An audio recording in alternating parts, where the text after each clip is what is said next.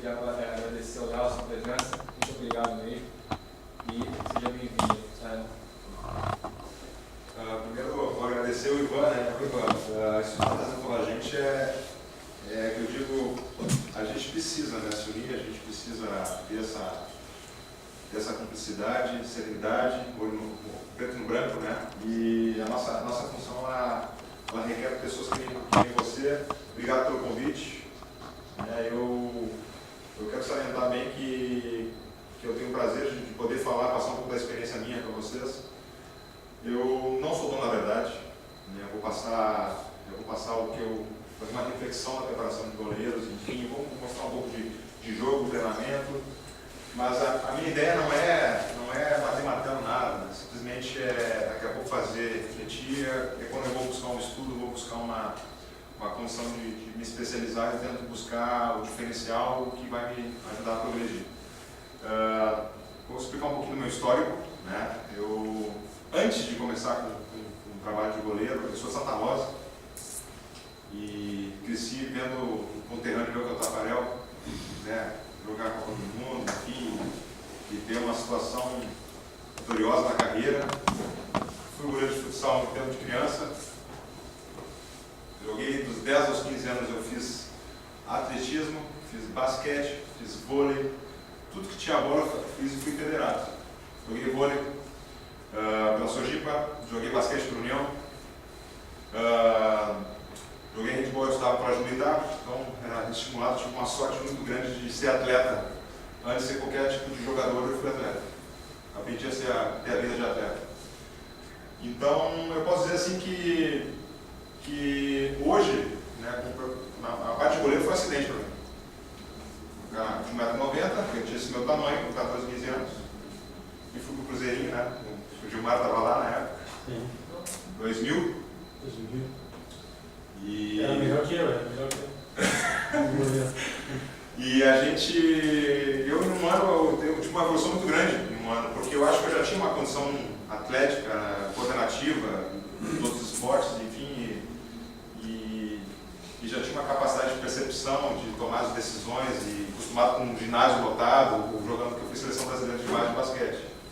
E, então eu gostava daquela coisa do aparecer, né, do goleiro estar ali, eu me sentia bem, aquilo ali me fazia ter medo, enfim.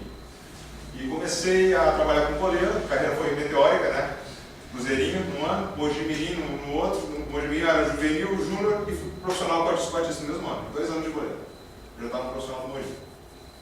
A gente foi vice-campeão da Série C do brasileiro, eu voltei para o Inter, no início fiquei um pouco na época do Renan, Marcelo Bueck, Fabiano Eves, enfim, o Cleber chegou nessa época também. Consegui dar um pulinho no Santos, no profissional do Santos, em 2002, que era aquele time do Robinho, Diego, que era o Leão, foi campeão brasileiro em 2002. Né, fiquei em 2003 também lá. E, enfim, comecei a entender como é que era a dificuldade da carreira de goleiro, porque era onde jogava, era o Fábio Costa jogava, era o Júnior Sérgio, era eu, e tu fica treinando que nem um condenado, realmente, tu treinava muito, era o operador de goleiro, o Pedro Santinho, o Pedrinho. E coisas de empresário, aquela coisa, tu não fecha contrato, volta para Porto Alegre no meio do ano, quem é que está precisando de goleiro? Ninguém precisa de goleiro. Ah, mas eu sou goleiro. Não, ninguém precisa. Né? Não conheço o mercado, sou um cara ingênuo da bola. Né? Cheguei em Porto Alegre e eu era um cara que eu não precisava de treinador para treinar. Eu treinava sozinho, de manhã, de tarde, tinha dia que fazia 3 turnos. Eu sempre fui um cara tarado para treinamento. Tarado para treinamento. E limiar de dor lá em cima, eu estava doendo, eu queria mais. Eu gostava disso. Costumei gostar disso. E foi a função de faculdade, vai fazendo faculdade, vai tentando, vou te conseguir uma proposta para lá, vou te conseguir uma proposta para cá. Tem um monte de empresário e gente oportunista no âmbito, e tu vai tentando se trazer esperança, não, vou estudar. Larguei, comecei a estudar uma faculdade, comecei aqui, na sala de baixo, aqui, comecei o primeiro dia de faculdade, foi nessa sala de baixo. E sou formado em educação física, né, e amo muito a minha profissão, amo muito. Antes de ser treinador de goleiro, eu me considero um professor. E antes de ser professor, eu tento passar valores de essência e princípios para os goleiros, para as pessoas que trabalham comigo. Eu acredito que isso é a base. A base que eu peguei da minha família, graças a Deus eu peguei da minha família, eu levo hoje para o meu trabalho. E começando no Inter como preparador de goleiro, estagiário, de graça, né? Bastante tempo de graça. Depois estagiário, ganhando CIE, que famoso ajuda de custo-cier, uma dificuldade tremenda de ter que pagar as contas, tu se vira, né? Tu trabalha em tudo que é lugar, faz bico para tudo para lá, dá personal, e dá isso, daquilo, e academia, enfim. Comecei como preparador físico, trabalhei na parte de fisiologia, junto com o Felipe Célio, né, fazendo as avaliações, me meti assim no Inter, recebi um convite do Ademir Kalovic, que hoje é o nosso coordenador geral. E nisso aí eu comecei a fazer o X-Tudo do Inter, né? Onde precisava de gente para fazer domingo, estou comendo aquela costela boa com o meu velho em casa, tocava o telefone, Léo, tu pode fazer o scout do Alexandre Pato? Vou. Pegava e tem um jogo tal. Léo, preciso fazer isso. Léo, preciso fazer o vídeo do Rafael Sobis porque o Inter vai vender. Vai lá o Léo. Eu comecei a fazer de tudo. É uma forma de prostituição? Não, é uma forma de aprendizado. Eu não me prostituía. Eu não tinha função. Minha função era aprender. Eu não tinha delegado nada a mim ainda. Eu queria aprender. Fui aberto a isso. E em cima disso, muitas dificuldades, né? Dificuldade financeira, porque o cara acaba não ganhando nada, tem que correr atrás para estagiário. De futebol não ganha dinheiro. Não ganha dinheiro, carreira meteórica. E então, o que eu fiz? Ganhei um convite do Ademir para ser treinador de goleiro da Sub-10, 11 e 12. E aí me deparei com uma situação, eu vou assumir uma equipe, preparador de goleiro. A equipe tinha 10, e a de 11 e a de 12. A de 12 estava o Alisson Becker, a de 12, a Sub-12. E o que eu vou fazer? Como é que eu vou trabalhar? Eu fui goleiro, cara, eu tenho um monte de experiência em preparação física, trabalhei com fisiologia, amo biomecânica. Como é que eu vou juntar, gosto de psicologia, aquelas aulas de psicologia que ninguém fica na faculdade, eu adorava ficar e fazer pergunta. Basicamente, me segurei aqui no pergunta para a Fernanda. E daí, comecei a trabalhar com, não sei quem conhece, era o Quindinha, era o Wellington, tinha os meninos que trabalhavam com a gente. Como é que eu vou começar a trabalhar com esses caras? Eu não tenho um método de trabalho. Eu tenho um conhecimento espalhado, eu tenho um monte de ideias legais, eu gosto de desafio, mas eu não sei para onde começar. A minha dificuldade era montar um método, mas para montar um método eu tinha que aprender esse método. Então, na verdade, meus primeiros goleiros foram cobaias. Cobaias foram aprendizados, porque eu aprendi muito com eles. Eu tive que aprender, tive feedback toda hora. Tinha uma linha de trabalho, tinha uma ideia de trabalho, vamos trabalhar pela parte técnica, vamos trabalhar assim, vamos trabalhar assado, vamos ver como é que ele responde dessa maneira. E comecei a aprender o treinamento com eles. Comecei a aprender o treinamento com os goleiros, de 10, 11, 12 anos. Não adiantava olhar o treinamento lá da Sub-20, da Sub-profissional, enfim, era diferente, era outro nível de trabalho. Eu tinha um pouquinho de conhecimento de aprendizagem motora, de desenvolvimento motor, mas eu tinha que aprender, eu tinha que trazer um método. Essa é a nossa marca como profissional, não é só nosso caráter, mas é o nosso método de trabalho. Como é que a gente trabalha? Enfim, desandando, né? Progredindo nisso, em cima disso tudo, comecei a desenvolver uma linha de trabalho que eu gosto de chamar de uma linha, talvez um pouco forte, dizer assim, parece que eu estou me achando, não. Uma linha inteligente de trabalhar goleiro, uma linha de pensar o treinamento de goleiro. Não é porque eu tive 7 preparadores de goleiro na minha carreira, que eu tive na base vários, enfim, pessoas com nome até, que eu vou ser um pouquinho de cada preparador de goleiro que eu tive. Eu vou pegar uma partícula do fulano, do ciclano, do João, do Zé. Não. Esse é o jeito de trabalhar deles, na maneira deles. Me ajudou muito a realmente melhorar a minha criatividade. Eu ampliei um pouco o meu horizonte para trabalhos, assim. Mas eu tive que entender uma coisa. Eu tive que conhecer o treinamento de goleiro. Eu tive que conhecer o jogo para conhecer o treinamento. E assim eu falo que hoje o treinamento de goleiro, eu posso dizer que a minha metodologia é pensar o jogo de hoje, pensar o jogo atual. A nossa metodologia não é um método rígido, e sim é uma progressão da evolução do futebol. Aqui 2 anos talvez o meu método já teria ultrapassado, daqui 1 ano, daqui 6 meses o meu método tem que estar me adaptando. Enfim, assim que eu penso o treinamento de goleiro. Para começar a falar, vou passar um slide, eu falei que o primeiro slide ia ser demorado, mas esse primeiro slide eu vou. Aqui pode até me falar meio. Eu tive uma conversa com o Jair Bragança, foi um cara maravilhoso que eu conheci, que foi um dos. E eu falei, cara, eu preciso conhecer um pouco da essência da preparação de goleiro. Daí eu coloquei toda a história da preparação de goleiro do mundo, enfim, não gostei da história da preparação de goleiro, o que me interessa é a preparação de goleiro aqui no Brasil. eu tive essa resenha e uma conversa com ele, ele falou, Léo, o primeiro preparador de goleiro foi o tenente Raul Calesso, né? Mas eu vou contar um pouquinho daquilo que ele me passou. Na década de 70, a seleção de 70, não foi nem na Copa do Mundo, foi um pouco antes, nas junções, né, dos jogadores, tinha esse preparador físico, o Admir Tirol, que ele era um cara que ele já era um cara mais da ciência, mais científico, já buscando modelos lá do russo, lá do Matveev, né, do Verkhoshansky, que já estava crescendo nessa época também, já tinha um pouco de saída, era iniciante aí. Ele simplesmente foi buscar algumas coisas, vídeos de treinamento lá fora, tudo, e buscou um vídeo de exercício de preparação de goleiro. Porque ele detectou que os goleiros treinavam entre si, enfim, faziam trabalho juntos com os preparadores, mas só que eles não tinham uma especificidade. Não tinha, o goleiro precisa trabalhar com as mãos, a regra, e enfim, não tinha um trabalho muito específico. E ele detectou isso, trouxe alguns vídeos para lá. Naquela época, o regime brasileiro era regime militar. E toda a seleção brasileira, toda a viagem da seleção brasileira tinha integrante do regime do governo. Né? Então, o Raul Calesso era um dos integrantes do regime do governo, né, militar. Ele era um cara que fazia educação física na escola do Exército. E foi um cara que se despertou para isso, ele era integrante da comissão e começou ele estudar, buscar, teve 15 anos de estudo em relação a isso e conseguiu talvez detectar e levar isso na prática, que foi uma ideia, na verdade, da Michel. Eu estou indo atrás disso ainda, porque cada um, enquanto mais história, mas essa é a mais real de verdade, que é o que eu consegui detectar. E a ideia foi da Michel e o tenente Raul Calesso que assumiu esse posto na prática. Enfim, mesmo assim, com toda a adaptação, ele foi um cara que ainda não conseguiu trabalhar em cima de toda a especificidade, mas mudou o treinamento, começou a canalizar para a especificidade do treinamento, mas ainda assim, com gestos calistênicos, exercícios repetitivos e movimentos mais específicos, né? Porém, sem aquele detalhamento, sem aquele refinamento técnico, enfim.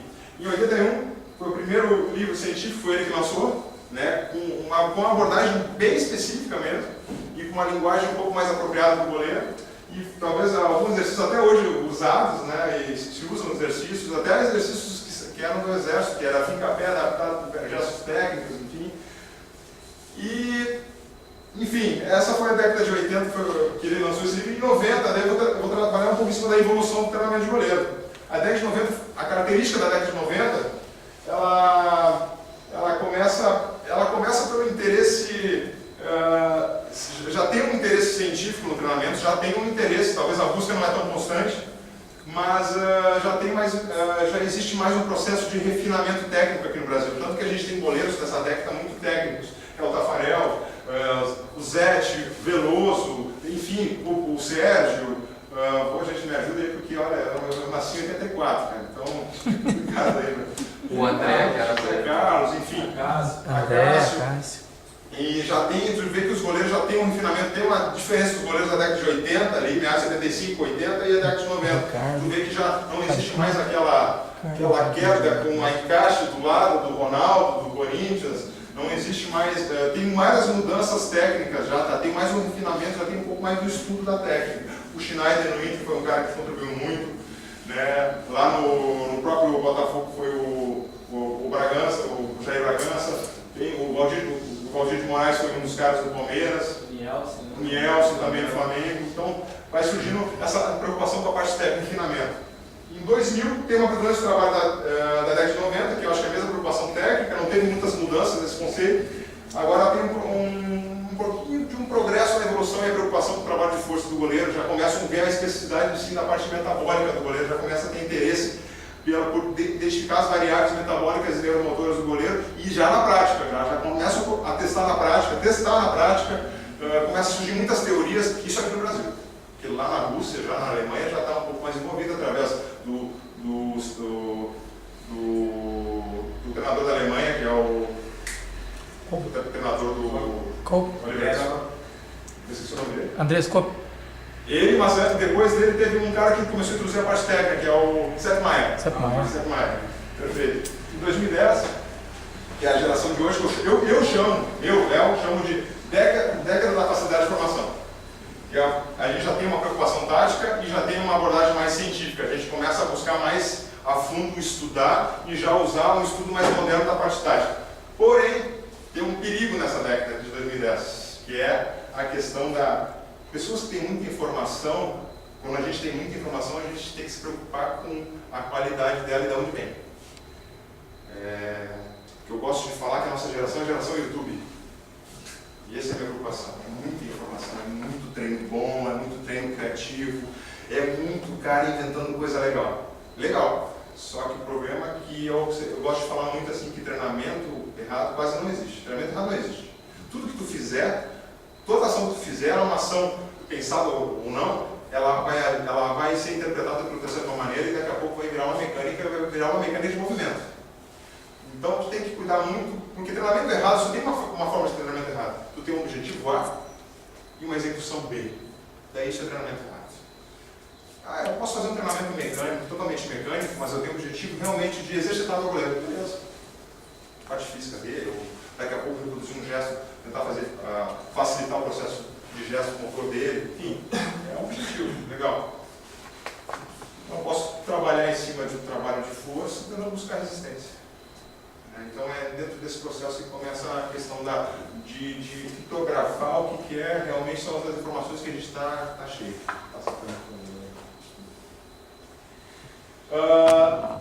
Cara, evolução do jogo. Eu vou dar uma lidinha aqui, depois a gente olha, cara, teve muita mudança no jogo, teve muita preocupação com a questão da linha de adaptação da linha de 4. Hoje eu não trabalho com pouca linha de 13, assim, a gente faz uma sobra, realmente, enfim, tudo isso não é novo. Não é novo. Começa a ter a laranja mecânica lá, que já estava trabalhando em bloco, já estava trabalhando compactado, cada um tem a sua teoria. Eu posso dizer que começou com Neuer, nessa todo mundo. Na verdade, como a gente tem essa facilidade de formação e a mídia está muito forte, o Neuer realmente está aparecendo numa Copa do Mundo, fazendo uma sobra na zaga maravilhosa, né? Com um potencial físico extremamente favorável para ele fazer isso. Né? O cara é atleta, ele deve ter uns 100 metros abaixo de 11 segundos e meio, ele é um cara que deve saltar 70 centímetros, ele tem espacato nas pernas, ele é um atleta. E tem uma condição tática, uma condição de tomada de decisão, capacidade de antecipação, percepção, leitura, que é fenômeno. É uma coisa que foi estimulada desde cedo, não é de um dia para o outro. Um atleta a gente não faz do dia para a noite. No mínimo 2 ciclos olímpicos, 8 anos, no mínimo. A gente começa a formar um atleta de ponta. Tem essas adaptações, a velocidade do jogo mudou da década anterior. Né? Hoje os caras estão molhando a grama, a bola fica mais rápida, ainda mais isso, ainda descobriram isso, o jogo fica mais rápido molhando a grama, a bola está mais leve, né? Os materiais, tem os materiais.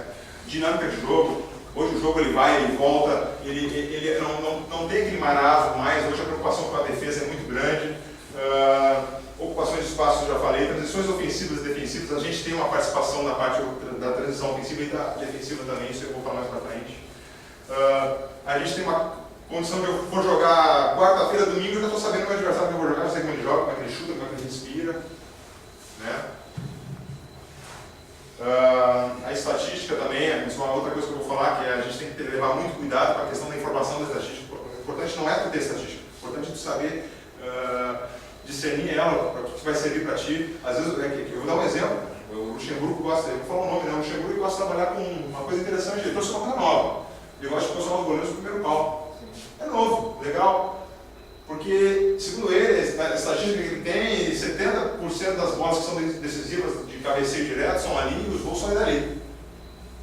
Agora, ele interpretou dessa maneira, né? De botar o cara ali. Só que eu já interpreto de uma maneira diferente essa estatística. Para mim, 50% de chance ela cair aqui, 50% de chance dela cair aqui. Eu consigo dividir ela. Agora eu sei o seguinte, que se eu ficar em cima de onde a bola vai, eu não tenho força para dar soco nela. Eu já não consigo ter área de voo para o meu avião subir. O avião sou eu. Eu tenho que ter força, tenho que ter peso para poder tirar essa bola. Eu parado no primeiro pau, eu não sei se eu vou ter essa força, essa condição de força. Eu preciso de uma área de decolagem para subir. Enfim, cada um trabalha de uma maneira. Isso eu não vou entrar muito em detalhes nessa questão de posicionamento. Depois, se quiser perguntar, eu vou falar o que eu acho, o que a gente trabalha no internacional, a gente pode falar. Tem alguém do Grêmio? Eu só vou pedir para você se sentir da sala para poder falar como a gente trabalha no posicionamento. Tem um videozinho agora, né? Não, já está aqui, está incluído, acho que está incluído. Então, só voltar para a direita aqui e clicar. Isso aqui é um vídeo, eu peguei um vídeo de um goleiro que trabalhou comigo um bom tempo. tempo, assim, não vou dificultar já para mim, assim, mas a gente conseguiu mudar um pouco ele. E tem alguns vídeos isso aí já era 3 anos atrás. Né? Isso aí foi 3 anos atrás, tem vídeos de 4, 5 anos atrás. Vou mostrar só para a gente falar um pouquinho da evolução do trabalho. Preenchimento, redução de espaço, capacidade de antecipar, de prever esse passe.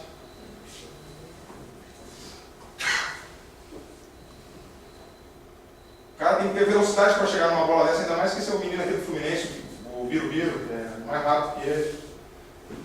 Ali, ó, uma situação normal que o zagueiro ia definir, ele gostava de fazer isso, era potente. Uma bola que sobra um pouquinho, ele já consegue prever a situação. Ia com os pés, enfim, talvez não era uma coisa que eu cobrava muito, mas era um cara que tinha capacidade de antecipação. Leitura dele, de jogo. Ele prevê esse cruzamento já antes, pela angulação do corpo do cara, reposição rápida, transição ofensiva nossa. Cada vez mais o goleiro tem essa função de começar um ataque. Bola longa. Uma bola que, se eu for falar hoje, eu não precisava ter saído do André, mas ele saiu porque ele sentia bem, ele tinha essa leitura. Pegou, observou a saída de curva, já jogou rápido, já deu uma saída boa. Né? Geralmente o lado oposto, onde tem menos marcadores.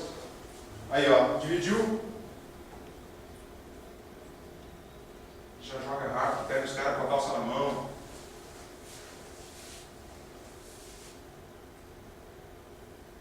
Dá para jogar pelo meio, sim. Se o volante tem condições, tem qualidade, por que não jogar pelo meio?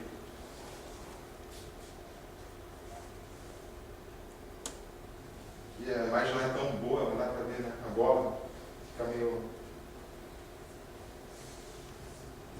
Achou um volante, achou o lateral.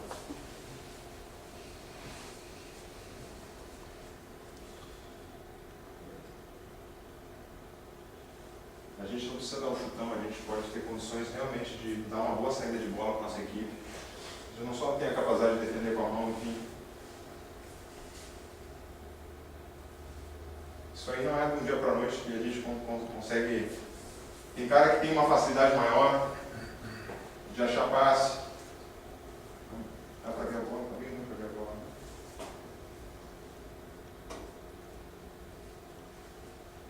Espaço, estudar no interior, sabe que dá de para dar espaço no interior, mano? Só aquele campo bem quicando. Ali. Esse passe outro aí. O treinador de goleiro fica com o coração na mão, é treinado, né? É treinado. Treinado. Aí não tem... Vai errar, vai, um dia vai errar. Eu só mostrei a parte boa, a parte ruim não mostrei.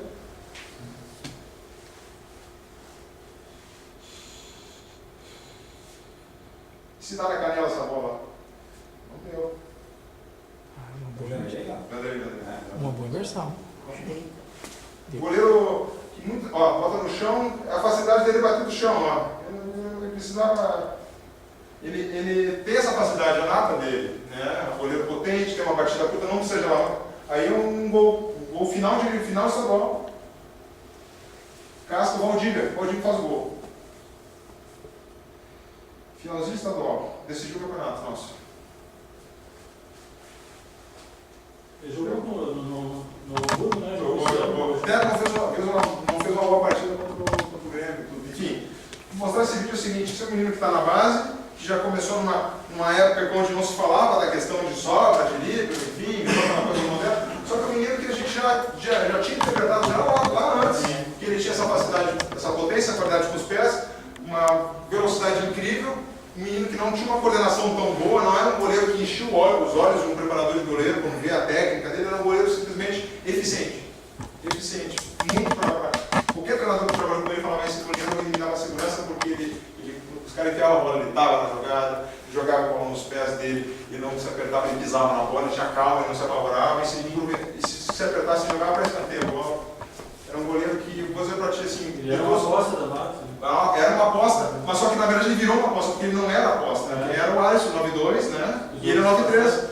E acabou meio que morrendo no percurso do clube, né? Pela questão da altura. O Inter tem um perfil de perfil físico, mais pra frente eu vou falar, e todo um processo ali que é complicado, né? Que a gente mudou todo o processo, a gente teve que se adaptar a esse processo. Tá? Ações do goleiro do jogo. Tu pode ver os dois pontos de vista do goleiro do jogo. Ponto de vista qualitativo e quantitativo. No ponto de vista quantitativo, tu consegue ver, todo mundo consegue ver. No scout lá, defesas, saídas, reposições, domínios e passes. Isso todo mundo bota no scout, quantas defesas ele fez no canto direito, quantos passes ele deu. Isso é uma análise quantitativa.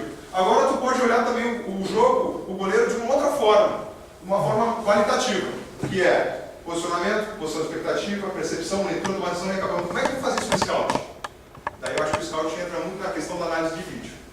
Tu pegar e editar e mostrar para o teu goleiro. Tu pode fazer um scout quantitativo em cima dessas análises qualitativas? Pode. Pô, naquela bola tinha que ter saído. Por quê? Porque tu estava mal posicionado, não tinha encurtado, a gente tem uma combinação de encurtamento com linhas, e se não tem pressão na bola, se tem pressão na bola, se tiver pressão na bola, tu pode subir um pouquinho, se não tiver pressão na bola, tem todo o processo. Isso a gente pode conversar mais para frente. Mas a gente tem que conseguir olhar muito para o lado que o goleiro, que o jogo em si, o jogo de futebol em si, são várias micro tomadas de decisões, várias mudanças de direções, várias percepções que tem que ter. A leitura do jogo, pô, a bola está lá, por que eu tenho que cravar no primeiro pau? Se a bola está lá, tem pressão, eu já divido um pouco mais, tem todo um processo. Às vezes a gente balança com a bola, o goleiro é o único que não balança com a bola, tem um momento do jogo que ele não balança com a bola, que ele sai, ele foge do jogo, ele cria opções, um leque maior de tomada de decisões, tem muita coisinha que começa a mexer com a cabeça do treinador de goleiro. Ele tem que ver, que ele tem que mostrar isso aí para o preparador, para o treinador, para o diretor, para eles entenderem que, olha gente, todo mundo que trabalha com goleiro sabe, cobrança de falta, goleiro, barreira, o goleiro fica aqui, daí vem o diretor lá, por que o goleiro está lá do outro lado, se a bola vai ser aqui, tá, mas se a bola for aqui, por que não fica no meio? No meio está atrás da barreira, não pode? Você tem que estar dando essas explicações, o cara tem que estar estudando muito, tem que estar sempre bem de argumentos, porque o futebol, essa aqui é a parte bonita, a parte gostosa, a teoria. A parte prática ela é um pouquinho mais.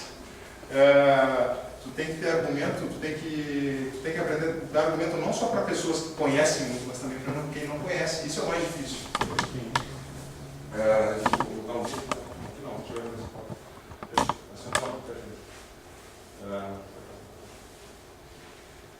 Gente,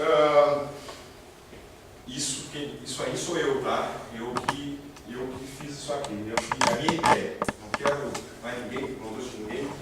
Aos meus 11 anos de trabalho de goleiro no Inter, eu comecei a parar para pensar um pouco. Eu falei, cara, eu preciso tornar o chute, o cruzamento, a intervenção, eu preciso tornar isso mais didático.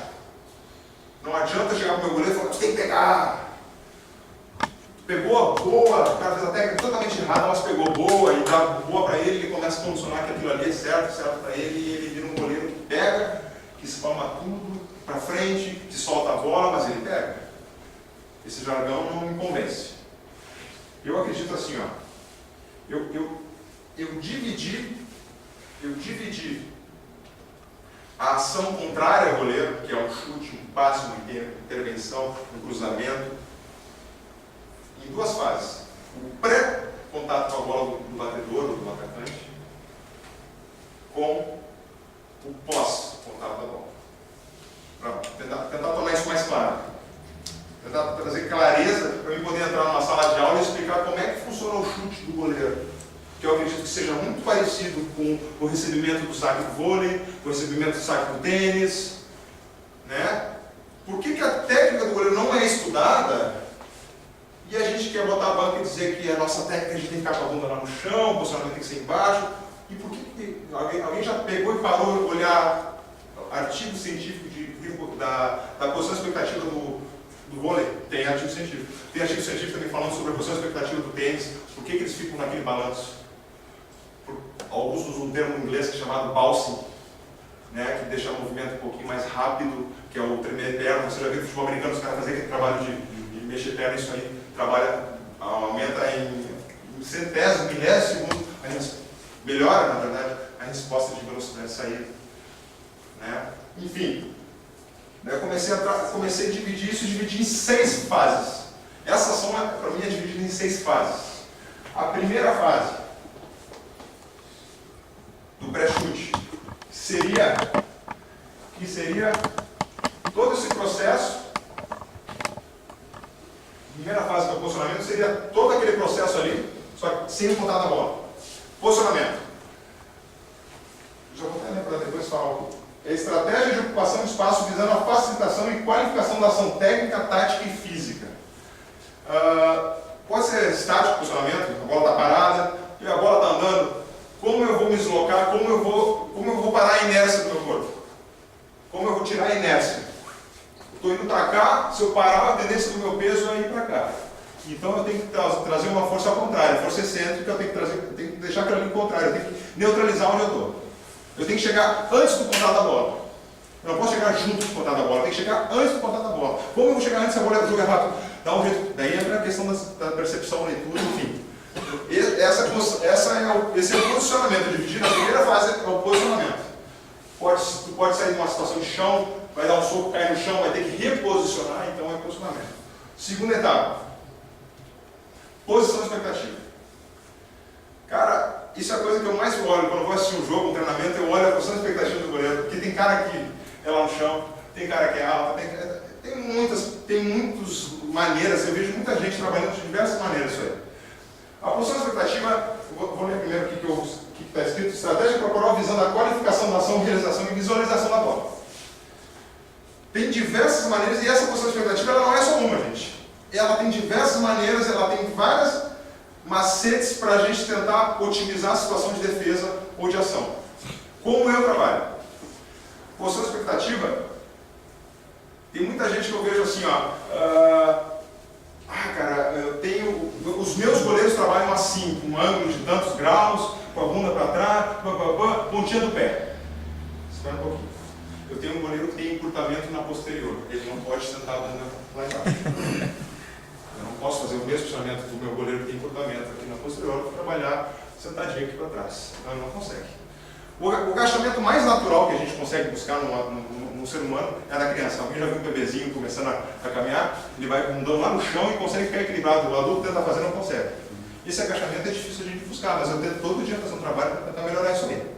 Enfim, eu vejo muita gente falando que o cara tem que ficar na ponta do pé. Daí eu vejo os caras fazerem isometria no trabalho de panturrilha que chega a me doer. Tu está contraindo a tua musculatura, tu precisa relaxar ela para depois contrair. Para ganhar velocidade, ela tem que estar relaxada. Na verdade, não é a ponta do pé. O peso do meu corpo, ele tem que estar em processo de deslocamento para frente.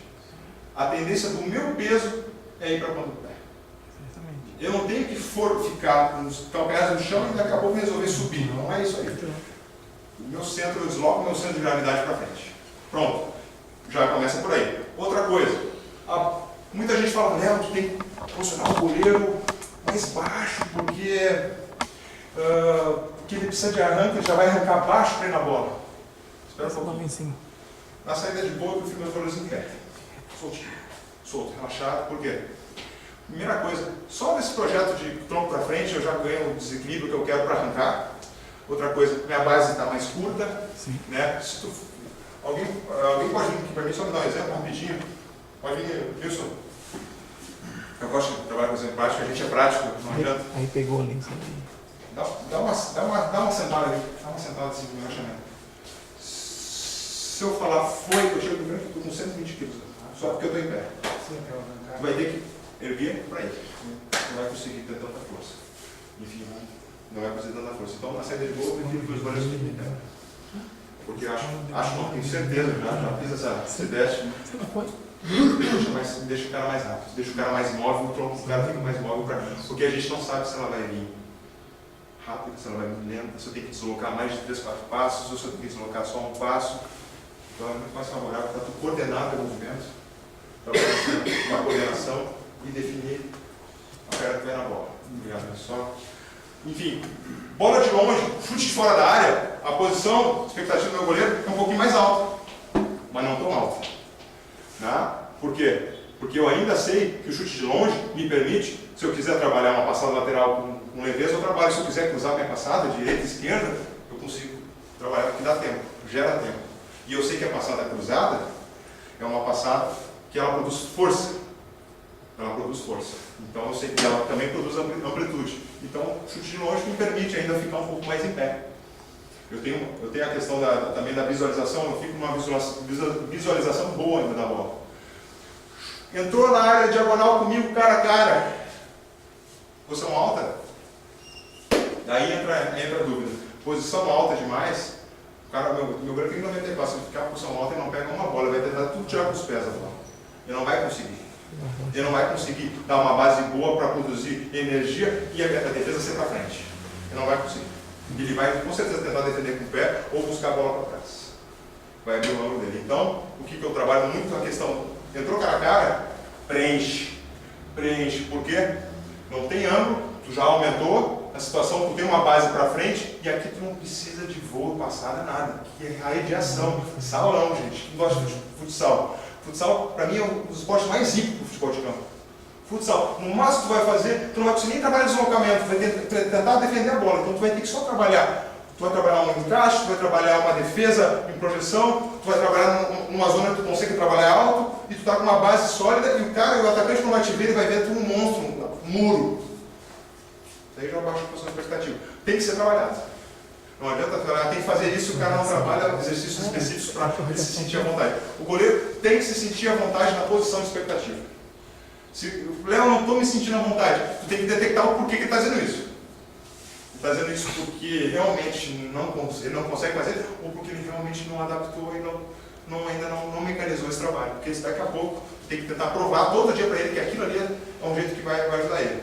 Se ele não conseguir interpretar, a gente tem que ter essa capacidade de interpretar isso aí. Percepção. Isso é antes do contato com o goleiro. A partir do momento que ele está na posição expectativa, ele está observando a alavanca do batedor, está observando a bola, o vento, a curva, enfim. Desculpa, não tem curva ainda, né? A bola está parada, desculpa. Ou ela está em processo. Está observando todo o processo e aí ele vê que pela marcação, né, pelo posicionamento da marcação, pelo ângulo que permite ele não vai defender. O goleiro nunca defende uma goleira inteira. O goleiro que defende uma goleira inteira está mal treinado. O goleiro, no máximo, uma bola andando, em movimento, no máximo ele defende 50% da goleira. No máximo. Eu te digo menos porque tu tem a amplitude dos segmentos corporais, que é um pouco menos, mas esse cálculo de regra eu não fiz. Só vou ler um pouquinho o que é a percepção para vocês. É a função cerebral que atribui significado a estímulos sensoriais a partir de históricos de vivências passadas. O que a gente conversou aqui embaixo com o Fernando. Daqueles caras falam que o goleiro mais velho, o goleiro é melhor. Eu acho que o futebol é muito fatorial para a gente definir isso. Mas com certeza, quanto mais experiência tu tem naquela mesma ação que vai vir contra ti, mais seguro, melhor as tuas tomadas de decisões tu vai ter. Com certeza. Porque isso já faz parte do teu DNA de goleiro. Tá? Então, o que eu posso falar para vocês é o seguinte: a gente não tem como só bater todo dia no trabalho, todo dia eu faço pau a pau, o famoso pau a pau, é muito importante para tu esticar o goleiro, para melhorar a passada a amplitude de passada do goleiro. Porém, quantas vezes no jogo a gente usa a passada do pau a pau? Difícil. Talvez na cobrança de falta, que ela fique bem lateral, a gente usa essa passada. Mas eu tenho certeza que vocês não vão 3 passadas, o goleiro é acima de 90. Justamente. É uma lateral e um voo, uma cruzada e um voo. Já vai. Tem como, não dá tempo, a bola está rápida demais, gente. Talvez nas pequenas ainda dá, porque na categoria de base a gente consegue, os meninos conseguem gerar uma frequência muito boa, eles não têm força. Então eles geram uma frequência de movimento coordenativo melhor, então tu pode aplicar mais acima disso. Então, agora o pós-chute. A bola já está em segmento, ela saiu já, tem o primeiro início dela. Né? Eu dividi em 3. Leitura. Agora eu vou ler o movimento dela. Capacidade de interpretação inicial da ação. Pronto. Sai para a direita. Primeira leitura. Leitura eu não estou tomando decisão nenhuma ainda. Ela saiu, eu vi que ela saiu um pouquinho para a esquerda, eu já vi isso. Né? Agora ela está sendo uma ação para a esquerda, mas ela está sendo com curva. Ela vai vir para mim. Ela está sendo aberta, mas ela vai vir para mim. Isso é menos de segundos, dá para botar 10 milésimos de segundo, não sei, eu não sou bom em matemática, não tenho velocímetro também no treinamento, mas é mais ou menos isso. Enfim, o jeito que ele entrou, pé de alavanca, né, o pé de apoio, alavanca, está na frente, está atrás, está no lado. Né? O goleiro, na verdade, aquele livro O Corpo Fala, alguém já leu o livro O Corpo Fala? É um livro de expressão corporal. O goleiro, talvez eu acredito que seja um dos caras da equipe que mais seja observador. Pela natureza dele, ele tem que observar um detalhe do chute, detalhe da situação. Então, essa observação, essa constante crítica, essa constante detalhismo das coisas, ele consegue determinar pela ação, pela repetição de movimentos, pelo treinamento, pela exaustão de movimentos, tudo, ele consegue daqui a pouco entender que aquela ação já é intuitiva. Já é intuitiva. Ele já sabe mais ou menos onde é que ela vai, pela questão da experiência dele. E essa leitura, com mais tempo ele vai entender que às vezes não é a primeira leitura que é a primeira ação. E sim, a gente às vezes vai ter que tomar um tempinho, ter calma, porque essa bola às vezes com a curva para dentro ela vai vir para mim, não adianta eu sair antes. Hoje o futebol está muito leve, gente. Isso aí a gente só entende na prática, isso é teoria, gente. Estou teorizando todos esses 6 slides aí que eu vou mostrar, as 6 fases, ela dura menos de meio segundo, gente. Eu estou tentando fazer em meio segundo, tentar fazer um livro. Eu não sei se eu vou conseguir, mas quero a ajuda de vocês. Tomar a decisão é a 5ª fase. Daí entra um processo, cara, aqui, olha, velho, eu acho que eu fico muito tempo. Depois eu vou falar, para mim, esses slides são os mais importantes, daqui a pouco não sei se eu vou falar dos outros, que eu gosto disso aqui. Gente, é um processo que consiste em realizar uma escolha entre diversas alternativas. A gente ensina a entrada para o cara, a gente ensina a queda para o cara, a gente ensina a queda para frente, a queda que fica mais na frente, a queda que fica em cima, o kick em cima, a bola que fica entre a queda e a entrada, que é complicado, né? Essa bola é ruim, né? Aí entra a tomada de decisão. Como é que eu vou botar na cabeça do meu goleiro que ele fez uma entrada correta, ele pegou a bola, mas ele está errado? Ô, professor, mas eu fiz a entrada firme, firmei e foi. Mas cara, tinha alguma coisa atrás do teu movimento? Tinha o gol. Então está errado. Se tu jogasse com a barriguinha, tem uma barriga atrás. Então, nesse ponto, o meu trabalho é assim, ó, gente, eu preciso de 1 hora para treinar e de 1 hora para palestrar para o goleiro todo dia. O Léo é chato. O Léo é chato, não aguento mais o Léo. O Léo fala pra casa. Desculpa, Léo. O Léo fala pra caramba. Mas, talvez, esse rapazinho aqui, e eu posso dizer uma coisa para vocês. Eu briguei muito com esse rapazinho. Briguei demais com ele. Porque ele gostava daquele trabalhinho aqui, ó. Professor, tava contigo. Esse trabalho ele gostava. Todo goleiro gosta de trabalho, porque não é estressante. Ele não é estressante. Ele é confortável. Ele é gostoso, ele é bonito. Pode filmar lá e mostrar lá na Europa, os caras gostam. Isso. É bonito, é fácil de fazer, né? Eu briguei com a minha esposa, né? E tu começa com o cara enquanto tu tá fazendo essa batida na mão, porque tu tá aquecendo ele, tu tá conversando com ele, aí, meu, como é que foi ontem? E a festa? Foi na festa? Ah, não, professor, eu sou correto, eu não saio. E tu vai conversando com o cara. E tu faz segunda, e tu faz terça, tu faz quarta, tu faz quinta, tu faz sexta, tu faz sábado, tu faz domingo. O aquecimento é o mesmo, o estímulo é o mesmo. E eu estou criando um monstro. Agora vou dizer que monstro a gente está criando. A última etapa, que eu acredito que seja a parte que a gente, e eu vou dar uma crítica para o treinamento do goleiro brasileiro. Nós temos os goleiros mais técnicos do mundo. Mais técnicos. Os mais burros. Mas os goleiros que têm a maior dificuldade de tomar decisão do mundo também, eu acredito.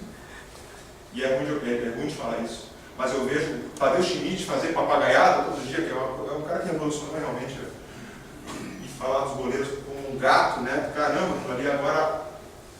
Cara, o que tem de falha no domingo à noite, que assim eu paro para olhar e eu estudo todos os gols brasileiros, todo dia eu gosto de olhar. Goleiros Série A, ganhando acima de 250, 300 mil por mês o salário deles. Que tomam gols assim, sem ângulo, eles conseguem fazer que o corpo deles vá para trás e deixam a bola passar, só para fazer assim, por favor, não entre a bola. Bolas, tomadas decisões, goleiro que eu vejo que não sai do gol, porque alguém chega para eles e fala, cara, só sai na boa. Só sai na boa. Vai na boa. Meu, se a luva não está confiante, dá um soco nela. Luva de jogo. O goleiro que ganha 300 mil por mês deve ser muito boa. Mas eu gosto de trabalhar firme. Eu acho que quanto mais tu abre a mão, mais área de contato tem com a bola. Mais fácil de ficar com. Quando tu faz isso aqui, diminui pela metade a área de contato com a bola. Ah, mas a bola está abaixo, tudo bem. Eu gosto do soco. A bola está abaixo, está ruim de fazer a prega pra gente. Pegada. Agora, a bola está muito viva, está rodeada, está muito pesada, tudo bem. É complicado fazer a defesa em um tempo. Às vezes ela não fica, não tem um recuo total. Vamos mandar soco nela. Mas muitos caras com toque, eu já tive uma experiência com um treinador de goleiro que me falou assim: Léo, eu gosto de mandar os caras dar soco, porque é a maneira é a única maneira que eles saem do gol. Então é o seguinte, cara, manda o teu goleiro para reserva e manda o cara que sai do gol para jogar. Porque o goleiro, para mim, saída de gol é uma das variáveis, um dos fatores do futebol. Saída de gol não é só saída de gol em cima, é embaixo. É à frente, é antecipando com os pés fora do campo. Então, se o goleiro tem dificuldade de sair do gol, ele com certeza tem dificuldade naquelas outras fases. Tem dificuldade de tomar decisão, ele tem medo, ele não sabe trabalhar a da barriga. Esse goleiro, ele não se sente à vontade para o escanteio, ele está rezando para o cara botar a bola aberta e errar o chute. Ou está rezando para o primeiro pau tirar. Ele não quer a bola. Eu falo para os caras: tu é meu goleiro, tu trabalha comigo. Tu está no momento, tu trabalha comigo. Se tu não curtir essa situação da série de gol, se tu não gostar daquele risco, tu não está na profissão certa, cara. Tu tem que curtir, tu tem que estar rezando para o teu adversário vir. Tu tem que estar orientando a equipe para não acontecer nada. Mas se tiver uma bolinha de vez em quando, um cruzamentinho para mim, eu quero fazer. O cara tem que gostar de correr risco. O goleiro tem que gostar de correr risco. Eu acho que o goleiro que tem medo, ele está na opção errada, tem que trabalhar de vontade. A Caixa Federal, né, que é federal, emprego federal que dá estabilidade, uma empresa federal, não sei, polícia federal, que ali, né, tu fica dentro, na parte administrativa, né, não fora, né. Então, eu acredito assim, ó, gente, que a gente trabalha muito a sexta fase, de segunda a sexta. Não, desculpa, a gente vai jogar sábado, a gente trabalha muito a sexta fase, de segunda a quinta.